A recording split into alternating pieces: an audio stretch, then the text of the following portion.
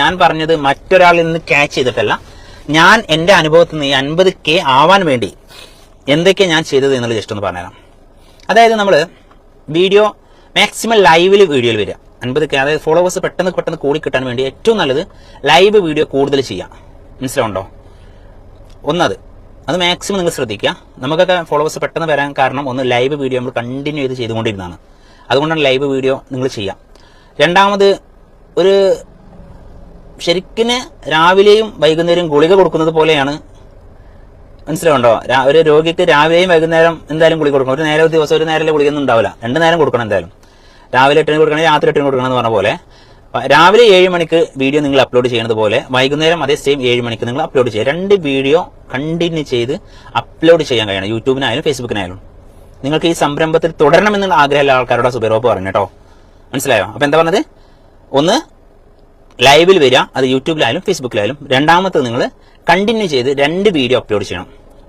രാവിലെ 7 മണിക്കും വൈകുന്നേരം 7 മണിക്കും. 7 മണി സമയം ഞാൻ പറയാൻ കാരണം എന്താ വെച്ചാൽ അമേരിക്കൻ സമയം, ഇവിടുത്തെ സമയം. കാരണം നമുക്ക് പുറത്തുള്ള ആൾക്കാരിൽ നമുക്ക് ഏറ്റവും കൂടുതൽ ഫണ്ട് ഇറങ്ങുന്നത് അമേരിക്ക, ഈ ബാങ്കുള്ള മലയാളികളാണ് നമ്മൾ ഏറ്റവും കൂടുതൽ വീഡിയോസ് ശ്രദ്ധിക്കുന്നത്. അമേരിക്ക, ചൈന ഇങ്ങനെയുള്ള രാജ്യങ്ങളിലെ ആൾക്കാർക്കാണ്. നമ്മൾ അവരെ ബേസ് ചെയ്തിട്ടാണ് വീഡിയോ, അവരെയും പാടെ പ്രേക്ഷകരാക്കി കണ്ടിട്ട് വേണം നമ്മൾ അപ്ലോഡ് ചെയ്യാൻ. രാവിലെ 7 മണിക്ക് നമ്മൾ അപ്ലോഡ് ചെയ്യുമ്പോൾ അവർക്ക് രാത്രി 7 മണിയാവും. രാത്രി 7 മണിക്ക് നമ്മൾ അപ്ലോഡ് ചെയ്യുമ്പോൾ അവർക്ക് രാവിലെ 7 മണിയാവും. മനസ്സിലുണ്ടോ? അപ്പോൾ അവരെയും നമ്മളെ കസ്റ്റമേഴ്സിനും ഇന്ത്യൻ കസ്റ്റമേഴ്സിനും ഗൾഫ് അമേരിക്കൻ കസ്റ്റമേഴ്സിനും നമുക്ക് ഒരുപോലെ ബാലൻസ് ചെയ്ത് കൊണ്ടുപോകാൻ പറ്റും. രണ്ടാമത് നമ്മൾ എന്ത് ചെയ്യേണ്ടത് വെച്ചാൽ നെഗറ്റീവ് വരുമല്ലോ, നെഗറ്റീവ് കണ്ടമാനം വരുമല്ലോ. പോസിറ്റീവ് ഉണ്ടെങ്കിൽ നെഗറ്റീവ് ഉണ്ടാവും. അത് നമ്മൾ എന്തായാലും പ്രതീക്ഷിക്കണം. ഇപ്പൊ സുബൈറോപ്പിന് എല്ലാവരും നന്മ പറയുന്ന ആൾക്കാരായിട്ടും ഇതിലിപ്പോൾ 50K ഫോളോവേഴ്സിൽ ഒരു 35,000 ആൾക്കാർ എന്നെ സപ്പോർട്ട് ചെയ്യണമെങ്കിൽ 15,000 ആൾക്കാർ എന്നെ തെറി പറയാനായിട്ട് നിൽക്കുന്ന ആൾക്കാരെന്നുള്ള സുബൈറോപ്പിന് വ്യക്തമായ ബോധ്യമുണ്ട്. മനസ്സിലുണ്ടോ? അപ്പോൾ ഞാനിത് പറയാൻ കാരണം എന്താ പറയുക, എന്നെ തെറി പറയാനിരിക്കുന്നതായിട്ട് ആൾക്കാർ ഒരു രസം, അവർക്ക് രസത്തിന് വേണ്ടിയിട്ട്. കാരണം അവരൊന്നും നമുക്ക് വേണ്ടി ഗുണം ചെയ്തു തരുന്നില്ല. പിന്നെ നമുക്ക് വേണ്ടി ഇതിൽ 35K ആൾക്കാരും എന്നെ സപ്പോർട്ട് ചെയ്യുന്നവരാണ്. 15,000 ആൾക്കാരും എന്നെ തെറി പറയാനായിട്ട് ഇരിക്കുന്ന ആൾക്കാരാണ്. അപ്പൊ നമ്മൾ എന്ത് ചെയ്യണം? ഈ തെറി പറയുമ്പോൾ അവർ നമ്മളെ തന്തയ്ക്കും തള്ളക്കും കുഴിയിൽ കിടക്കുന്ന അപ്പൂപ്പനും അതുപോലെ കുഴിയിൽ കിടക്കുന്ന അമ്മൂമ്മയ്ക്കൊക്കെ ആയിരിക്കും ഇവർ തെറി പറയുന്നത്. അപ്പോൾ നമ്മളെന്താ, ഈ തെറി പറയുന്ന ആൾക്കാരെ ബ്ലോക്ക് ചെയ്യാൻ പാടില്ല. ഇതൊക്കെ ഞാൻ എൻ്റെ അനുഭവം എന്നുള്ള കാര്യമാണ് പറഞ്ഞത്. തെറി പറഞ്ഞ ആൾക്കാരെ ഞാൻ ബ്ലോക്ക് ചെയ്തിരുന്നു. തെറി പറയുന്ന ആൾക്കാർ ഒരാളെ ബ്ലോക്ക് ചെയ്ത് കഴിഞ്ഞാൽ ഒരു 4 ആൾക്കാരെ ഇതിലേക്ക് കയറി വരുന്ന ഓട്ടോമാറ്റിക് ഫേസ്ബുക്ക് ആൾക്കാരെ നോട്ടിഫിക്കേഷൻ വിടും. ഞാനിപ്പോൾ ലൈവ് വിടുമ്പോൾ നിങ്ങളൊക്കെ മൊബൈലിൽ നോട്ടിഫിക്കേഷൻ വന്നിട്ടുണ്ടാവും. ഇത് ഞാൻ വിടുന്നതല്ല, ഇത് ഫേസ്ബുക്കായിട്ട് വിടുന്നതാണ്. അപ്പൊ എന്ത് ചെയ്യും? ഈ ഫേസ്ബുക്ക് ഒരാളെ നമ്മൾ ബ്ലോക്ക് ചെയ്താൽ 4 ആൾക്ക് ആ നോട്ടിഫിക്കേഷൻ കമ്മിയാക്കി കൊടുക്കും. 10 ആളെ ബ്ലോക്ക് ചെയ്ത് കഴിഞ്ഞാൽ നമുക്ക് എന്താവും? 40 ആൾക്കാർക്ക് നോട്ടിഫിക്കേഷൻ കിട്ടൽ കുറയും. അപ്പൊ നമുക്ക് എന്താവും? ഈ റീച്ച് കുറയും. മനസ്സിലാവുണ്ടോ? വീഡിയോക്കുള്ള ആ ഒരു 50,000 1 ലക്ഷമൊക്കെ പോയിന് വീഡിയോസുകളൊക്കെ നമുക്ക് എന്താവും? ഒരു 5,000 4,000 ഒതുങ്ങും. അപ്പോൾ എന്ത് ചെയ്യണം? നിങ്ങൾ കമന്റ് ഡിലീറ്റ് ചെയ്യരുത്, അതുപോലെ ബ്ലോക്ക് ചെയ്യുകയും ചെയ്യരുത്. പിന്നെ മാക്സിമം നിങ്ങൾക്ക് ഒന്നും കൂടി ഇത് ഉഷാറായി പോകണമെങ്കിൽ എല്ലാവർക്കും ലൈക്ക് അടിച്ച് ഇങ്ങനെ കൊടുക്കുക, ശത്രുവിന് വരെ കൈ കൊടുക്കണ പോലെ. മനസ്സിലാവുണ്ടോ? യൂട്യൂബിലൊക്കെ തെറി എഴുതിണ്ടാവും, എന്നാലും കൊടുക്കണം ലൈക്ക്. അവനക്ക് അത് തെറി ചെയ്ത് നന്നായി എന്നുള്ള രീതിയിൽ ലൈക്ക് കൊടുത്തോളണം. ഫേസ്ബുക്കിലാണ് തന്നെ മാക്സിമം നമ്മൾ അവർ കമന്റ് ചെയ്തതിനൊക്കെ നമ്മൾ റിപ്ലൈ കൊടുത്തുകൊണ്ടിരിക്കുക. ഇങ്ങനെയൊക്കെ ഞാൻ ഫേസ്ബുക്കിൽ റിപ്ലൈ കൊടുക്കാൻ എനിക്ക് സമയം കിട്ടില്ല. കാരണം എനിക്ക് 2 യൂട്യൂബ് ചാനലും 2 ഫേസ്ബുക്കും ഒരു ഇൻസ്റ്റാഗ്രാമും ഉണ്ട്. പിന്നെ അതോടൊപ്പം ഏകദേശം 45ഓളം വാട്സ്ആപ്പ് ഗ്രൂപ്പും ഉണ്ട്. ബ്രോഡ്കാസ്റ്റ് ഗ്രൂപ്പ് ഏകദേശം 20ഓളം ബ്രോഡ്കാസ്റ്റ് ഗ്രൂപ്പ് ഉണ്ട്. ഇതൊക്കെ പാടെ നിയന്ത്രിക്കാൻ സുബൈറോപ്പിനെ കൊണ്ട് കയ്യില പാവാണ് ഞാൻ കേട്ടോ. അതുകൊണ്ട് കമന്റുകൾക്കൊന്നും സുബൈറോപ്പ് റിപ്ലൈ തരില്ല. ആൾക്കാരോട് ആവശ്യമുള്ള ആൾക്കാരോട് എന്റെ നമ്പറുകൾ വിളിക്കാൻ പറയുക. നമ്പർ നിങ്ങൾക്ക് വിളിക്കാൻ തന്നെ വിളിച്ചോളൂ. 95 62 746 717 95 62 746 719 ഈ നമ്പർക്ക് വിളിച്ചോണ്ടു. മനസ്സിലുണ്ടോ? അപ്പൊ എന്ത് ചെയ്യാം? അപ്പൊ നിങ്ങൾക്ക് എന്തൊക്കെയാ പറഞ്ഞ മനസ്സിലായത്? എന്തൊക്കെയാ ഞാൻ ഒന്നുകൂടി പറഞ്ഞുതരാം. നിങ്ങൾക്കൊരു യൂട്യൂബറായി ഫേമസ് യൂട്യൂബറോ ഫേസ്ബുക്കറോ ഒക്കെ ആവണമെങ്കിൽ ഫേസ്ബുക്കിൽ നിന്ന് യൂട്യൂബിൽ നിന്ന് നിങ്ങൾക്ക് വരുമാനം കിട്ടണമെന്ന് ആഗ്രഹിക്കുന്ന ആൾക്കാർക്ക് വേണ്ടിയുള്ള ടിപ്സുകളാണ് ഞാൻ പറഞ്ഞത്, അനുഭവത്തിൽ നിന്നുള്ള ടിപ്സുകൾ. 4ാമത് നിങ്ങൾ എന്ത് ചെയ്യണം? നിങ്ങൾ വാട്സപ്പ് ഗ്രൂപ്പുകൾ ഉണ്ടാവുമല്ലോ, നിങ്ങൾ ചെയ്യുന്നപ്പോൾ ഞാൻ ഈ വീഡിയോ എൻ്റെ ലൈവ് കഴിഞ്ഞ് കഴിഞ്ഞാൽ എന്ത് ചെയ്യും? ഇത് കംപ്ലീറ്റ് സ്റ്റാറ്റസ് ഇടും വീഡിയോ. അപ്പോൾ എൻ്റെ വാട്സപ്പ് കോൺടാക്റ്റിലുള്ള ആൾക്കാർ കംപ്ലീറ്റ് സ്റ്റാറ്റസിൽ നിന്ന് ഒരു 1000, എനിക്ക് ഏകദേശം 4,500ഓളം പേഴ്സണൽ കോൺടാക്ട് ഉണ്ട്. 4,500 ആൾക്കാരുടെ നമ്പർ ഞാൻ സേവ് ചെയ്തിട്ടുണ്ട്. കാരണം ഞാൻ ഒരു റിയൽ എസ്റ്റേറ്റ് ബിസിനസ്മാൻ ആയതുകൊണ്ട് നമ്മൾ കോൺടാക്ട് അത്യാവശ്യം നല്ലതുപോലെ ഉണ്ടല്ലോ. അപ്പോൾ ഞാൻ സ്റ്റാറ്റസ് ഇടുമ്പോൾ എൻ്റെയൊക്കെ ഏകദേശം ഒരു 12,000 ആൾക്കാർ ഒരു സ്റ്റാറ്റസ് മാത്രം കാണുന്നുണ്ട്. മനസ്സിലാവുണ്ടോ?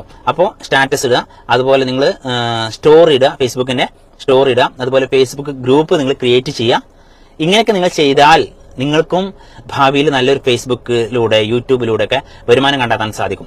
ഇപ്പൊ കുറെ ആൾക്കാർ യൂട്യൂബൊക്കെ നിർത്തി, യൂട്യൂബിന് പഴയ പോലെ ഒന്നും റീച്ച് ഇല്ല. ഇപ്പോൾ പണ്ടത്തെ പോലെ യൂട്യൂബിന് റീച്ച് കിട്ടുന്നില്ല.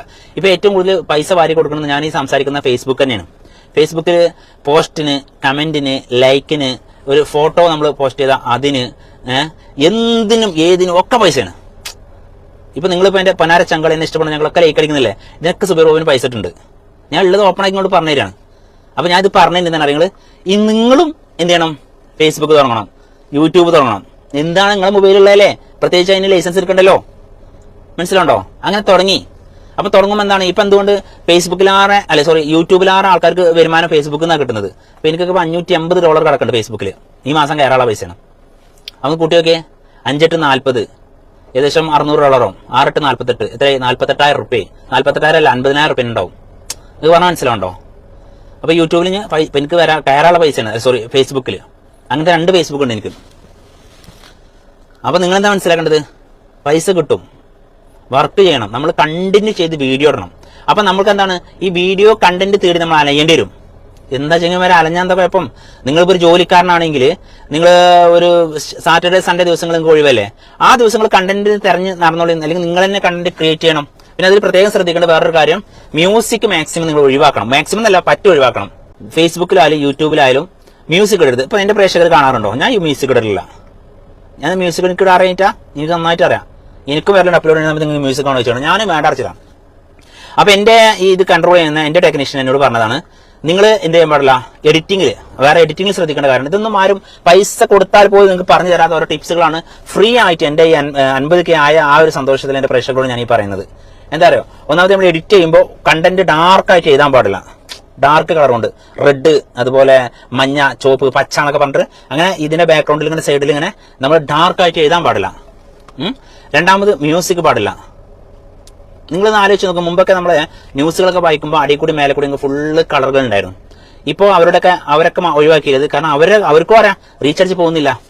അതുപോലെ ഇനി അഥവാ നമ്പറൊക്കെ കൊടുക്കണമെന്നുണ്ടെങ്കിൽ നിങ്ങൾ എന്ത് ചെയ്യണം, ഒരു വെള്ള അല്ലെങ്കിൽ വൈറ്റ് ബാക്ക്ഗ്രൗണ്ട് കൊടുക്കരുത്, ജസ്റ്റ് വെള്ള ഇതിൽ കൊടുക്കുക, അല്ലെങ്കിൽ അതിന്റെ ബാക്ക്ഗ്രൗണ്ട് ചെറിയ വൈറ്റ് ആൻഡ് ബ്ലാക്കിൽ കൊടുക്കുക. അങ്ങനെ ബാക്ക്ഗ്രൗണ്ടിൽ കൊടുക്കുക. ഡിസൈന് കൂട്ടാൻ വേണ്ടി ഒരുപാട് ഇവിടെ കുറെ, ഒരു സൈഡിൽ ഈ ഭാഗത്ത് കുറെ വെള്ള, ഈ ഭാഗത്ത് കുറെ കറുപ്പ്, ഈ ഭാഗത്ത് ഒരു മഞ്ഞ, അങ്ങനെ പല പല കളറിൽ ഇങ്ങനെ കൊടുക്കരുത്. ബാക്ക്ഗ്രൗണ്ട് എഴുത്ത് കൊടുക്കരുത്. രണ്ടാമത് മ്യൂസിക് കൊടുക്കരുത്. ഈ മ്യൂസിക്കിനെ കുറിച്ച് പലപ്പോഴും തർക്കങ്ങൾ ഉണ്ടാവാറുണ്ട്. എന്താ കൊടുത്താൽ അത് കോപ്പിറൈറ്റ് ഇല്ലാത്ത മ്യൂസിക് അല്ലേ? ഞാനൊരു കാര്യം കൂടെ പറയട്ടെ, നിങ്ങൾക്ക് മനസ്സിലാവുമല്ലോ, നമ്മൾ നിന്നൊക്കെ ചോറാണല്ലോ, അതുകൊണ്ട് നിങ്ങൾക്ക് മനസ്സിലാവും. അപ്പോൾ എന്തുകൊണ്ട് പിന്നെ വീഡിയോ എഡിറ്റിംഗിൽ മ്യൂസിക് കൊടുക്കരുത് എന്ന് സുബൈർ ബാബു പറയാൻ കാരണം എന്നുള്ളത് നിങ്ങൾ മനസ്സിലാക്കുക. ഒന്ന്, ഇപ്പൊ ഞാനൊരു മ്യൂസിക് ഡയറക്ടറാണെന്ന് വെച്ചോ, ഞാൻ പുതിയൊരു മ്യൂസിക് ഡയറക്ടറാണ്. ഈ പുതിയ മ്യൂസിക് ഡയറക്ടർക്ക് അയാളുടെ മ്യൂസിക് വൈറലാകാനും അയാളുടെ മ്യൂസിക് ജനങ്ങളിലേക്ക് എത്താൻ വേണ്ടിയിട്ട് അയാൾ ആദ്യം കൊണ്ട് ഒഴുക്കി വിടും മ്യൂസിക്കിനെ. ഇപ്പോൾ എന്തിനാണ് ഈ മ്യൂസിക്കിൽ ആദ്യം തന്നെ മ്യൂസിക്കിന് ഞങ്ങളുടെ പാട്ടിന് ഞങ്ങൾക്ക് പൈസ വേണമെന്ന് പറഞ്ഞ ഫസ്റ്റ് മ്യൂസിക് ഡയറക്ടർ, ഇന്ത്യയിലെ ഫസ്റ്റ് മ്യൂസിക് ഡയറക്ടർ ഇളയരാജ സാറാണ്, തമിഴ്നാട്ടിലെ. അദ്ദേഹമാണ് ഫസ്റ്റ് ഇതിന് മ്യൂസിക്കിന് പരാതി കൊടുത്ത് ക്ലെയിം കൊണ്ടുവന്നത് മ്യൂസിക്കിന്. രണ്ടാമത്തത് AR റഹ്മാൻ. AR റഹ്മാന്റെ മ്യൂസിക് ഞാൻ നമ്മുടെ സ്കൂളിൽ, എൻ്റെ കുട്ടികൾ പഠിക്കുന്ന സ്കൂളിൽ ഞാൻ ജനഗണമനഹതിനായക ജയ നമ്മളെ ദേശീയഗാനല്ലേ, ഈ ദേശീയഗാനം വേറെ റെക്കോർഡ് ചെയ്തിട്ട് പുറത്തുനിന്ന് റെക്കോർഡ് ചെയ്തിട്ട് അതിന് വരെ കോപ്പിറൈറ്റ് വന്നു. മനസ്സിലാവുണ്ടോ? അപ്പൊ എന്താണെന്ന് വെച്ചാൽ അത് നമ്മള് പുറത്തുനിന്ന് എങ്ങനെ റെക്കോർഡ് ചെയ്തത് നമ്മളെ മൊബൈലിൽ പിടിച്ചാലും ശരി, കാരണം വിഷ്വലൊക്കെ വേറെയാണ്. നമ്മൾ മ്യൂസിക് എടുത്തില്ല, പുറത്തുനിന്ന് മ്യൂസിക് ഉള്ളത് നമ്മളെ മൊബൈലിൽ പതിഞ്ഞതോടുകൂടി അതിന് കോപ്പിറൈറ്റ് വന്നു. അപ്പൊ ഇവരെ മ്യൂസിക് ആര് പിടിച്ചാലും അതിന് കോപ്പിറൈറ്റ് വരും. അതിന് റീസൺ ഞങ്ങൾക്ക് പറഞ്ഞത് കാര്യങ്ങളൊക്കെ പറഞ്ഞുതരാം. എങ്ങനെ എനിക്ക് കോപ്പിറൈറ്റ് ഇല്ലാത്ത വീഡിയോക്ക് പിന്നീട് എങ്ങനെ കോപ്പിറൈറ്റ് വരും, അത് ഞാൻ അനുഭവിച്ചാണ്. കാരണം എൻ്റെ ഒരു വീഡിയോ ഒരു ഉസ്താദിന്റെ ഒരു പ്രഭാഷണമായിരുന്നു. ഞാൻ എൻ്റെ അപ്പന സപ്പൻ ഈ ചാനലിട്ടിരുന്നു. ഈ ചാനലിട്ടിട്ട് അത് ഏകദേശം ഒരു 75-80K വന്നു വീഡിയോ, റീചാർജ് പോയി. ഒരു മാസം കഴിഞ്ഞേക്കിന് അത് ബാൻ ആയിക്കണ്. അതായത് ആ വീഡിയോനെ അതിനകത്തില്ല. അപ്പൊ എന്താ വേറെ ആരോ കോപ്പിറൈറ്റ് കൊടുത്തിട്ട് വീഡിയോ ഫേസ്ബുക്ക് ഡിലീറ്റ് ചെയ്താണ് നമ്മളെ ചാനലിൽ നിന്ന്. കോപ്പിറൈറ്റ് ആയിങ്ങാണ്ട് ഡിലീറ്റ് ചെയ്യപ്പോയതാണ്. അപ്പൊ എന്താണ്, ഈ 60-80K ആകുന്നത് വരെ ഇതിനൊരു കോപ്പിറൈറ്റും ഇല്ല. കോപ്പിറൈറ്റ് ഉണ്ടെങ്കിൽ വീഡിയോ പോകില്ലല്ലോ. കാരണം ഞാൻ വേറെ ആളെ ഒരു പ്രഭാഷണം എടുത്തിട്ട് ഉൾട്ടാ തിരിച്ച കെട്ടാണ്, പക്ഷെ അതിന്റെ ബാക്ക്ഗ്രൗണ്ടിൽ ഒരു മ്യൂസിക് ഉണ്ടായിരുന്നു. ആ മ്യൂസിക് മാറ്റാൻ കഴിയില്ലല്ലോ. മനസ്സിലാവും നിങ്ങൾക്ക്? ഉൾട്ടാ ആക്കാൻ പറ്റും. ഇപ്പൊ സുബൈർ ബാബു ഈ കൈ കൊണ്ട് സംസാരിക്കുന്നത് കുറച്ച് കഴിഞ്ഞാൽ ഈ കൈ കൊണ്ട് സംസാരിപ്പിക്കാനൊക്കെ പറ്റും. അത് നമ്മൾ തിരിച്ചിട്ടാൽ മതി എഡിറ്റിംഗിൽ. എന്നാൽ ഈ മ്യൂസിക് ഉള്ളത് നമുക്ക് ഒന്നും ചെയ്യാൻ പറ്റില്ല. ഇപ്പൊ സുബൈർ ബാബു സംസാരിക്കണമെങ്കിൽ സുബൈർ ബാബുവിന് ഒരു മ്യൂസിക് കൊടുത്തു കഴിഞ്ഞാൽ നിങ്ങൾക്ക് അത് ഒഴിവാക്കാൻ കഴിയുമോ? ഒരാളെ കൊണ്ടും കഴിയില്ല. അത് മനസ്സിലാണ് നിങ്ങൾക്ക്? അപ്പം മ്യൂസിക് എങ്ങനെയാണ് കോപ്പിറൈറ്റ്, നമ്മൾ ആദ്യം അപ്ലോഡ് ചെയ്യുമ്പോൾ കോപ്പിറൈറ്റ് ഇല്ലാത്ത വീഡിയോയ്ക്ക് പിന്നെ എങ്ങനെയാണ് കോപ്പിറൈറ്റ് വരുന്നത് എന്ന് ഞാൻ പറഞ്ഞുതരാം. അത് നിങ്ങൾ മനസ്സിലാക്കിയാലേ നിങ്ങൾക്ക് കാര്യങ്ങൾ മനസ്സിലാവുള്ളൂ. ഞാൻ ഇന്ന് സംസാരിക്കുന്നത് ഈ കേരളത്തിലുള്ള എല്ലാ ബ്ലോഗർമാരോടും കൂടി കേട്ടോ. കാരണം പുതിയതായിട്ട് ഈ മേഖലയിലേക്ക് വരുന്ന ബ്ലോഗർമാരോട് സുബൈറോപ്പന് സംസാരിക്കാനുള്ളത്. അപ്പോൾ നിങ്ങൾ എനിക്ക് എൻ്റെ സഹോദരങ്ങളാണ്, നിങ്ങൾ എൻ്റെ ചങ്കുകളാണ്. നിങ്ങൾ എന്നെ ഇത്രയും വളർത്തി എനിക്ക് 50K ഈ അപ്ന സപ്ന എന്ന നമ്മുടെ ഈ ചാനലിലും ഏകദേശം 60ഓളം നമ്മുടെ സുബൈറോപ്പ് റിയൽ എസ്റ്റേറ്റിലൊക്കെ വന്നുകൊണ്ട് നമ്മളെ ഏകദേശം 40K 42K യൂട്യൂബിലും അതുപോലെ 42K ഇൻസ്റ്റാഗ്രാമിലൊക്കെ ചങ്കുകളായി എനിക്ക് എന്നെ സപ്പോർട്ട് ചെയ്തു വന്ന ആൾക്കാരെ എനിക്കും എൻ്റെ ചങ്കുകൾ കുറച്ച് ആൾക്കാർ വരും. നിങ്ങൾ ഈ മേഖലയിലേക്ക് വരും. അതിന് വേണ്ടിയിട്ടാണ് ഞാൻ ഈ പറഞ്ഞത്. അപ്പൊ എങ്ങനെയാണ് കോപ്പിറൈറ്റ് നമ്മൾ യൂട്യൂബുക്കും അതിന് ഫേസ്ബുക്കും ഇൻസ്റ്റാഗ്രാമുക്കും നമ്മൾ അപ്ലോഡ് ചെയ്യുമ്പോൾ കോപ്പിറൈറ്റ് ഇല്ലാത്തൊരു വീഡിയോക്ക് പിന്നീട് കോപ്പിറൈറ്റ് എങ്ങനെ വരുന്നു എന്നുള്ളതാണ് ഞാൻ ഇന്ന് നിങ്ങൾക്ക് പറയുന്നത്. ഞാൻ അതിലേക്ക് 2-3 വട്ടം കറങ്ങി വീണ്ടും ഇങ്ങനെ വേറെ റൂട്ട് വെച്ച് പോവാണ്. അപ്പോൾ നിങ്ങൾ മനസ്സിലാക്കുക, ഞാനൊരു മ്യൂസിക് ഡയറക്ടർ, ഞാനൊരു പുതിയ ആളാകുമ്പോൾ ഞാൻ എന്താ കരുതുക, ഇന്നല്ല എനിക്കൊന്ന് ഫേമസ് ആവണം. അപ്പോൾ ഞാൻ എന്ത് ചെയ്യും, ഫേമസ് ആണെന്ന് കരുതുമ്പോൾ ഞാൻ എന്ത് ചെയ്യും, എൻ്റെ മ്യൂസിക് എല്ലാവരും എടുത്ത് എത്തണം. അപ്പം ഞാൻ തുറന്ന് കിട്ടും, എല്ലാവർക്കും എത്തട്ടെ, എല്ലാവരും എടുക്കട്ടെ, എല്ലാവരും പാടട്ടെ, എല്ലാവരും ഇത് ആസ്വദിക്കട്ടെ, എല്ലാവരും അത് റിംഗ് ടൂണാക്കി വെക്കട്ടെ എന്നൊക്കെ കരുതിയിട്ട് ഞാൻ എന്ത് ചെയ്യും, ഇതിനെ തുറന്നും വിടും. പിന്നെ എനിക്ക് 2-3 സിനിമയും കാര്യങ്ങളൊക്കെ കിട്ടി. പിന്നെ ഞാൻ ഇങ്ങനെ ഫേമസ് ആവല്ലോ തുടത്തി. ഫേമസ് ആയി വരുമ്പോൾ ഇവന്റെ ഈ പഴയ മ്യൂസിക് ഡയറക്ടർമാർ ഇവനെ വിളിക്കും, എടോ നിന്റെ മ്യൂസിക്കൊക്കെ എല്ലാവരും എടുക്കുന്നുണ്ടല്ലോ, എല്ലാവരും ഉപയോഗിക്കുന്നുണ്ടല്ലോ, നിനക്ക് കോപ്പിറൈറ്റിന് ഇഷ്യൂ കൊടുത്തളാ, അതിനൊരു പരാതി കൊടുത്തളാ, കോപ്പിറൈറ്റിന് ക്ലെയിം ചെയ്തളാ എന്ന് പറയും അവര്. അപ്പൊ അതുകൊണ്ട് എന്താ സാറേ ഗുണം? അതുകൊണ്ട് ഗുണമുണ്ടോ? നീ അത് കോപ്പിറൈറ്റിനെ ക്ലെയിം ചെയ്ത് കഴിഞ്ഞാൽ നിന്റെ മ്യൂസിക് ആരെങ്കിലും നിന്റെ അനുമതി ഇല്ലാതെ എടുക്കുകയാണെങ്കിൽ അവന്റെ കോപ്പിറൈറ്റ് ക്ലെയിം എഴുതി കാണിക്കും. അപ്പൊ അവന് നിന്റെ മ്യൂസിക് നിർബന്ധമാണെന്നുണ്ടെങ്കിൽ യൂട്യൂബിന് അവന് പൈസ കൊടുക്കും. പൈസ കൊടുത്തിട്ട് അവനെടുക്കും.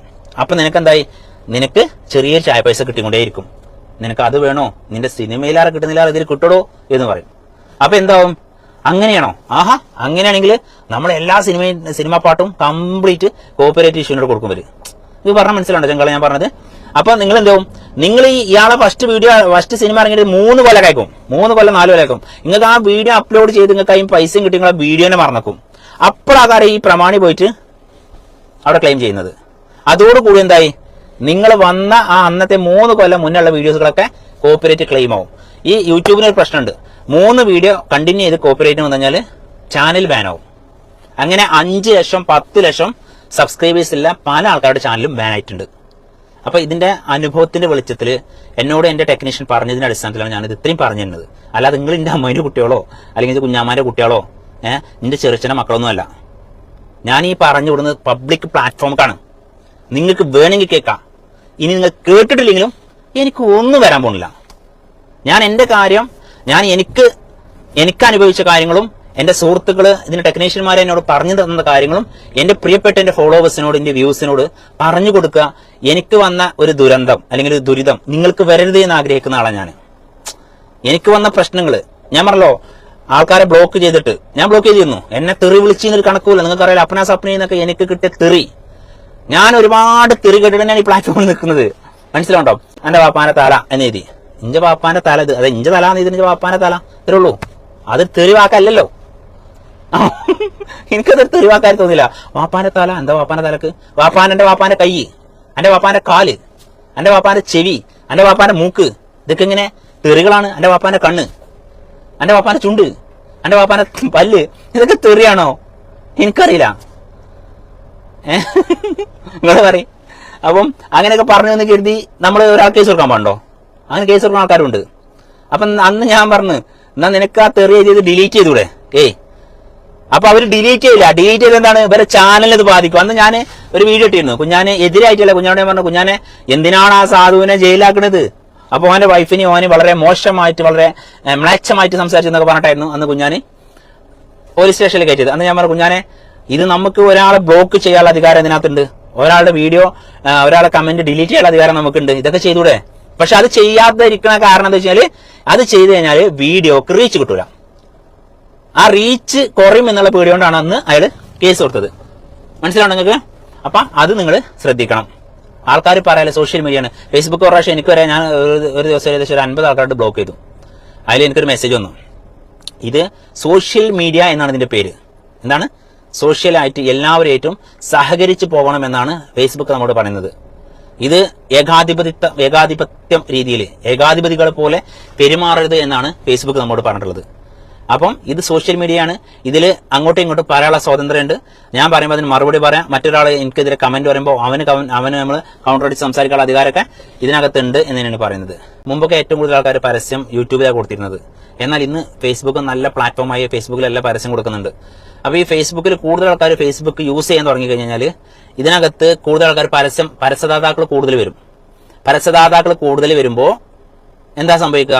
നമ്മൾ കൂടുതൽ ആൾക്കാർ ഇതിൽ വർക്ക് ചെയ്യാൻ കൂടുതൽ ആൾക്കാരുണ്ടെങ്കിൽ, പ്രേക്ഷകർ കൂടുതൽ ആൾക്കാരുണ്ടെങ്കിൽ ഇതിൽ പരസ്യം കൂടുതൽ നൽകും. ഇപ്പോൾ ഉദാഹരണം പറയാം, ഇപ്പോൾ നമ്മളെ ഏഷ്യാനെറ്റ്, കൈരളി, അതുപോലെ ഇങ്ങനെയുള്ള ചാനലുകൾ കണ്ടല്ലോ, ജയ് ഹിന്ദ്, അതുപോലെ ജനം, പിന്നെ 24, മീഡിയ വൺ, ഇങ്ങനെ പല പല മാതൃഭൂമി, പല പല ചാനലുകളുണ്ടല്ലോ. ഈ ചാനലുകളുണ്ടല്ലോ റേറ്റിങ്ങിനെ കുറിച്ച് ഇങ്ങനെ പറയുന്നുണ്ടല്ലോ.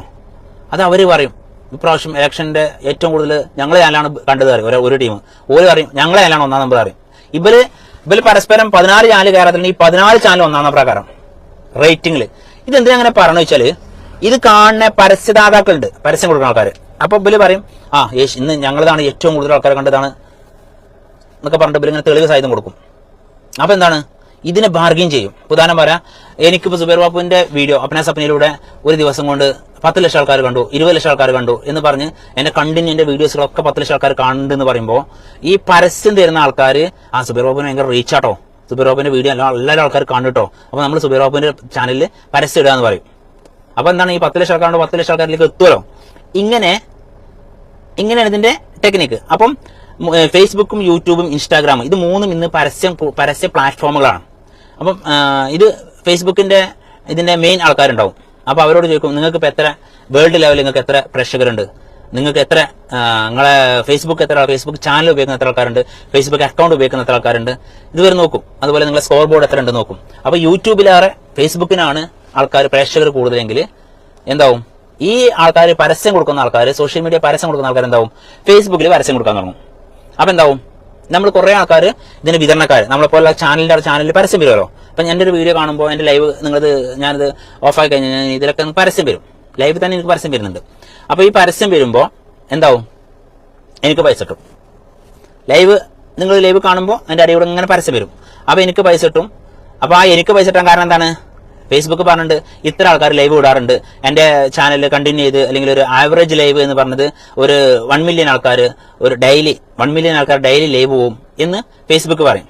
1 മില്യൺ അല്ലെങ്കിൽ ഒരു 10 ബില്യൺ ആൾക്കാർ ഡെയിലി അപ്ലോഡ് ചെയ്യുന്നവരാണ്, അല്ലെങ്കിൽ ഇത്ര ആൾക്കാർ വ്യൂസ് ഉണ്ട്, ഇത്ര ആൾക്കാർ ഫോളോവേഴ്സ് ഉണ്ടെന്ന് എന്റെ ചാനലിലത്തെ റീച്ചും എന്റെ ചാനൽ എത്ര വ്യൂസ് ഉണ്ടെന്നൊക്കെ അവിടെ ശരിക്കും ഹെഡ് ഓഫീസിൽ കാണാൻ പറ്റും. പറഞ്ഞ മനസ്സിലാണ്ടോ? ഉദാഹരണം ഞങ്ങൾക്ക് അതിന് പറഞ്ഞുതരാം. ഇപ്പോൾ ഞാൻ ഇതിന്റെ ചാനലിൽ തമ്പനയിൽ ഇട്ടുണ്ടല്ലോ 50K ഫോളോവേഴ്സ് ആയതിന്റെ സന്തോഷത്തിൽ എന്നുള്ളത്. നിങ്ങൾക്കത് വായിക്കാനേ യോഗ്യതയുള്ളൂ. ശരിയാണോ അല്ലേ? ലക്ഷക്കണക്കിന് ആൾക്കാർ ഇപ്പം എൻ്റെ വീഡിയോ കാണണമെങ്കിലും നിങ്ങൾക്ക് ആ തമ്പനയിന് വായിക്കാനുള്ള അധികാരമുണ്ട്. നിങ്ങൾക്ക് തിരുത്താൻ കഴിയുമോ? പറ. ആ തമ്പനയിൽ നിങ്ങൾക്ക് നിങ്ങളെ മൊബൈലിൽ നിന്ന് തിരുത്താൻ കഴിയുമോ? ഇല്ല. അത് ഞാൻ തന്നെ കരുതണം. എൻ്റെ ഈ മൊബൈൽ വെച്ചിട്ട് ഞാൻ തന്നെ തിരുത്തണം. ഞാനിവിടെ തിരുത്തി 50K എന്നുള്ളത് 60K ആക്കുകയാണെങ്കിൽ ഒരു 10 ലക്ഷം ഫോളോവേഴ്സ് എനിക്ക് ഉണ്ടെങ്കിൽ, 10 ലക്ഷം ആയിട്ടില്ല കേട്ടോ, അത് വേറെ വിഷയം. 10 ലക്ഷം വ്യൂസ് അല്ലെങ്കിൽ 10 ലക്ഷം ആൾക്കാർ, 1 മില്യൺ ആൾക്കാർ എന്റെ വീഡിയോ കണ്ടുവെങ്കിൽ ഈ 1 മില്യൺ ആൾക്കാരിലേക്കും 50 ഞാൻ ഇപ്പെട്ടത് അത് 60 ആക്കിയാലും 6 സംഖ്യ അവിടെ കാണാൻ പറ്റും. എന്നാൽ നിങ്ങൾക്ക് ഇത് അവിടെ മാറ്റാൻ പറ്റുമെന്ന് ഞാൻ ചോദിക്കണം. ഇല്ല. അതുപോലെ തന്നെയാണ് ഫേസ്ബുക്ക് എന്ന പ്ലാറ്റ്ഫോമിൽ ജോലി ചെയ്യുന്ന ജോലിക്കാരിൽ ഒരാളാണ് സുബൈർ ബാപ്പു. ബാങ്കിൽ നിന്ന് ലോൺ എടുക്കുന്നത് പോലെ തന്നെ. പറഞ്ഞ മനസ്സിലാണ്ടോ? അതുപോലെ ഇതങ്ങനെയല്ല. ഇതിന് നമുക്ക് ചെലവുകളൊന്നുമില്ല, നമുക്ക് ഇതിന് വരുമാനം കിട്ടുന്നുണ്ട്. ഇപ്പം ഞാനിവിടെ വർക്ക് ചെയ്യുമ്പോൾ ഇപ്പോൾ എത്ര ആൾക്കാർ ഇപ്പോൾ ഈ ഒരു മണിക്കൂറിൽ ഇപ്പൊ ഇന്ത്യ രാജ്യത്ത് ലോകത്ത് മൊത്തത്തിൽ എത്ര ആൾക്കാർ ലൈവ് ഉണ്ട് എന്നുള്ളത് എനിക്കോ നിങ്ങൾക്കോ കണ്ടുപിടിക്കാൻ പറ്റില്ല. എന്നാൽ ഫേസ്ബുക്കിന്റെ ഹെഡ് ഓഫീസിൽ ഇത് മനസ്സിലാക്കാൻ പറ്റും. ഇത്ര ആൾക്കാർ ലൈവിലുണ്ട് എന്നുള്ളത് ഫേസ്ബുക്കിന് അത് അറിയാൻ പറ്റും. ശരിയാണോ അല്ലേ?